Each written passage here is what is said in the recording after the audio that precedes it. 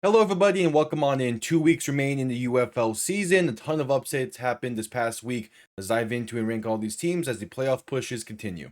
We begin at number 8 with the Columbus Aviators, and that was just not a good game by any stretch of the imagination by the Aviators in this one. Only 3 points on the day, despite multiple instances of getting to and past midfield in this game. McLennan looked rough in this one. He ended with 2 interceptions on the day and barely any passing yards. The ground game wasn't able to get much going either. It was a pretty rough all-around day for this team that barely tried to stretch the ball down the field. Everything they did offensively was either on the ground or barely even 10 plus yards down the field. Eventually, in the fourth quarter, they did try to push the ball some, but it was all too little too late. The defense stood tall for the majority of this game. They really did try their best, only giving up 7 points in this one. But the special teams was the other issue with Columbus, as they gave up 7 points themselves, with the blocked field goal that was returned for a touchdown being the dagger in this game. All around, a massive disappointment season for the Columbus Aviators, as the core of this roster just last season was in the UFL championship game, and now they're at 2-6 and have a very long road ahead of them if they want to try and get back into playoff contention, but they're going to need a lot of help to do so, and the future is not looking all too bright. Number 7 is the Houston Gamblers. And that was a very nice win for Houston on the road in one of the tougher places to play in St. Louis. They get their first road win of the season in this game, but it was in very hot and cold fashion. The first half of this game was the hot part of it. The offense moved the ball pretty darn well, able to score pretty effectively, and all around just looked pretty good with Hunter Deckers behind center. The defense also looked pretty darn well in the first half as well. They had a pick six in that one. They held St. Louis to 0 for 4 from the red zone in the first half. And all around, they were shaping up to really blow away this game. The second half is a different story. The offense drastically cooled down, only 3 points scored in the second half. It really came down to the defense late, and they were able to make a big time tackle and a big time stand as time expired in order to make sure that this game does not go St. Louis's way. Pretty much the opposite of what the Super Bowl was back in 1999, when it was the St. Louis Rams making the tackle late in order to make sure that Tennessee could not come away with this one. Tides are turned a little bit with the Houston Gamblers doing it instead of the former Houston Oilers. But still, it is a all-around pretty hot and cold game for Houston. I'm curious to see how the final 2 weeks go. They have some pretty tough opponents to play. They're only a game back of the playoff spot. All around, they're looking pretty good, but we'll see how this one truly finishes for them. For now, they come in at number 7. Number 6 is the Dallas Renegades, and this is their 5th straight loss on the season. And it is a massive collapse that we have not really seen in spring football up to this point. It's a very drastic turn of events after the 3-game win streak to begin the year. Austin Reed played well in this one, did throw 3 touchdown passes in this game, and had a chance late to potentially tie or take the lead, but he threw an interception that I wouldn't fully put on him. It should have been caught first and foremost, and then afterwards it was a tip drill that, again, I can't fully put on Austin Reed for throwing the interception, but it was thrown, and it was the game-sealing interception. This was technically their final home game on the season, which is a massive detriment to this team. They have not won a game on the road this year, and losers of 5 straight. They have now looked the same since leaving Toyota Stadium back in week 4. We'll see how they can finish the season, see if maybe they can claw their way back into a playoff spot. They sit a game back of both Louisville and Birmingham for the time being, but it's going to be a very long road for Dallas. And this is a team that 3 weeks into the season, everyone was talking about being the best team in the league, and now all of a sudden they're down there with Houston and Columbus as being one of the more disappointing teams this season.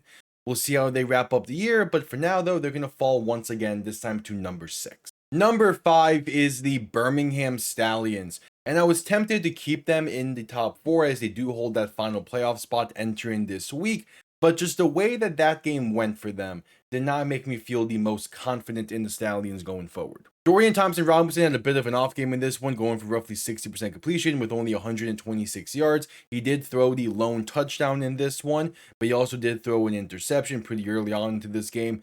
And all around, this was just a very weird game for the passing game. The ground game wasn't much different. They couldn't get a whole lot going in this one. And that was the story for both sides. This was a very defensive game that was played. And it goes to show the defense played fantastic for Birmingham. They kept the Aviators' top run game in check the entire time in this one. Able to handle the quick passes that Columbus likes to do as well. Held them to only 3 points on the day. Stephen Gilmore had a fantastic game in this one. He was the guy that blocked the field goal and also returned it for the touchdown. That was the pretty much dagger and the icing on the cake for this game. Stephen Gilmore, pretty sure, also had an interception in this game. He was all over the field. He was having a really darn good game and a really impressive game on top of it. This is the third straight win for the Stallions, and they aren't quite dead yet. They do have 2 more games to play, though, and they're going to be pretty tough ones as well. And with just how everything is shaping up, they do seemingly need to full-on win out if they're going to make the playoffs, just based off of who they have to play and who Louisville has to play. But again, the plan is simple. They win and they are in. They need to win out. They've been in a do or die situation pretty much since Dorian Thompson-Robinson took over at quarterback. And they're going to keep playing it that way. They've been playing at a decently high enough level to be able to sustain these past 3 wins. And we'll see what they have, and we'll see how they play coming up. They have a rematch with Columbus next week. So I will see. I'm a bit nervous as that one is in Columbus, but you never really do know with these back-to-backs. So for now, the Birmingham Stallions come in at number 5. Number 4 is the Louisville Kings. It's back-to-back weeks of very impressive wins for the Kings. Also back-to-back being against the defending champion DC Defenders. They sweep them on the season series. They've won 4 of their last 5 games. They're tied for that final playoff spot. The Kings are fully alive in this one despite the very rocky start. Chandler Rogers didn't have a flashy game in this one, but again, he's been doing enough to win games for Louisville. The key thing is that he's not turning the ball over to the same extent that Jason Bean was earlier on in the season, and he's playing with a ton of grit and a ton of heart in these games as well. They shut down the DC air attack, holding them to just about 119 yards in this one. They did struggle to go against the ground, but so as pretty much every team has this season against this DC ground game, so I'm not going to put too much into it. They picked off this DC team 3 times in this one. The defense played a pretty darn good game, all things considered. The special teams as well has been impressive for Louisville, including this week where they had a kickoff return touchdown to begin this game, and Tanner Brown is going to find himself punching a ticket into the NFL. He has been he's been a very accurate kicker this season. He has a great leg on him as well. He hit from 60 plus in this one, making him just the 2nd kicker in the UFL history to hit a 4-point field goal, and he did it with pretty much relative ease with the wind in his face. It was a very impressive game from the Kings. It was a 33-point game for this offense. All around, I'm very impressed. They're tied for that final playoff spot with a decently tough schedule to come. We'll see how things play out for them. But for now, they come in at number 4 on the ranking. Number 3 is the DC Defenders. And I was going to try and spin this loss in a somewhat positive way. And I'm still going to a degree. And I was also going to keep them at number 2 after this close loss to the Kings. Spencer Sanders in relief played fine. He was slowly improving throughout the game, getting more comfortable with the receivers and more comfortable with the offense. The ground game continues to be this great DC ground game that we've seen the entire year, but the issue is that Jordan Ta'amu is going to be missing the entirety of the season. He was placed on IR, so he will not be back. And that is the big thing that's going to make me push DC down 1 spot here to number 3.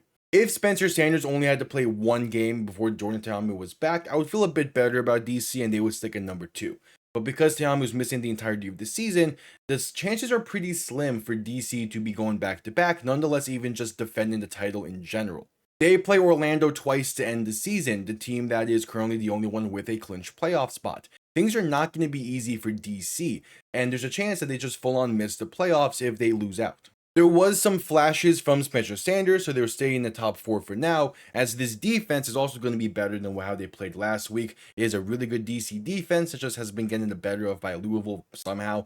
But I do think that DC can possibly sneak in, but it's going to be pretty tough, and things are looking bleak in DC for this season, but we'll have to stay tuned to see how the season wraps up for them. Number 2 is the St. Louis Battlehawks, and that was a very tough game for St. Louis. It nearly dropped them more than just 1 spot, but due to Jordan Ta'amu being hurt, they will stick at number 2. Luis Perez had a rough game in this one. Even though he threw for over 300 yards in this game, he did throw a pick 6 early on and another interception late into the 3rd quarter. The ground game was silent in this one, but I will say Jarvion Howard was efficient in his very brief amount of carries he had in this game. The defense held their own, gave him a chance late. They had that chance inside the 10-yard line, but they just couldn't quite punch it in. A pass into the middle of the field, not to the end zone as time expired, and they could not get the spike off or even a fake spike, whatever their plan was. It was a tough loss. It was their first home loss in quite a while, the first of the season, and it breaks their 7-game home win streak.